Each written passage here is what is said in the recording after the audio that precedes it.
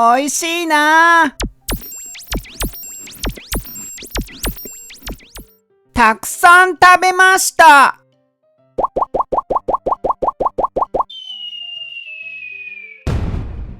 ご飯を食べすぎました。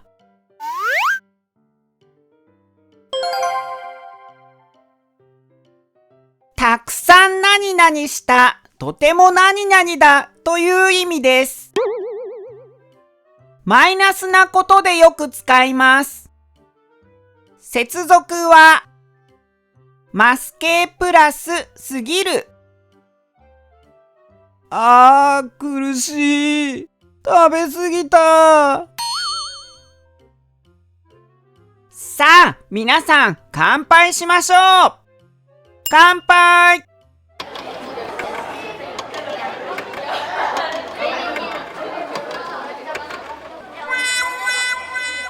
お酒をたくさん飲みました。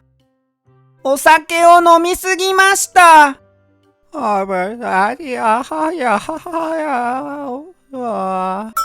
わ、困ったな。これは何？買います。買いすぎました。お金を使います。お金を使いすぎました。もう疲れたよ。たくさん働きました。働きすぎました。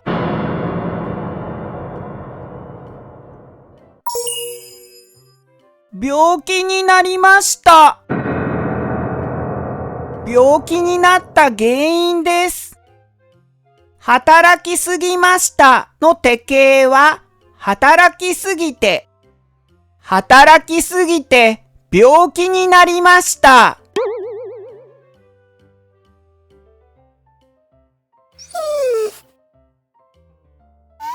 少し練習しましょう。飲みすぎました。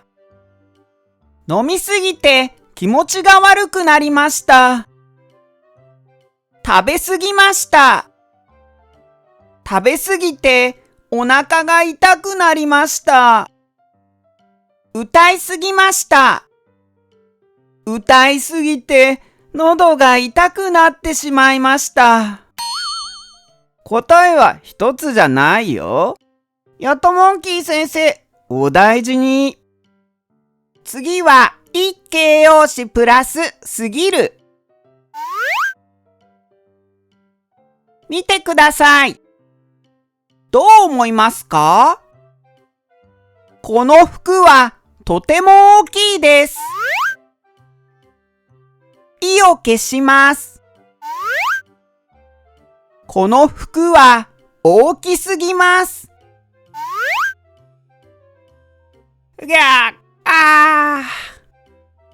このカレーはとても辛いです。意を消します。このカレーは辛すぎます。今日は寒すぎます。雪だ。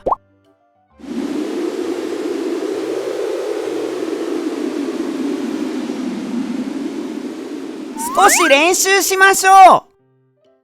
ここは家賃が高いです。ここは家賃が高すぎます。このズボンは長いです。このズボンは長すぎます。このお風呂は暑いです。このお風呂は暑すぎます。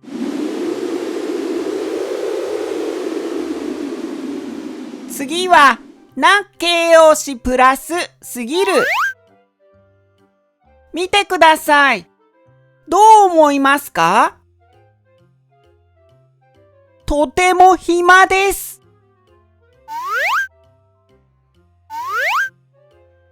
暇すぎます。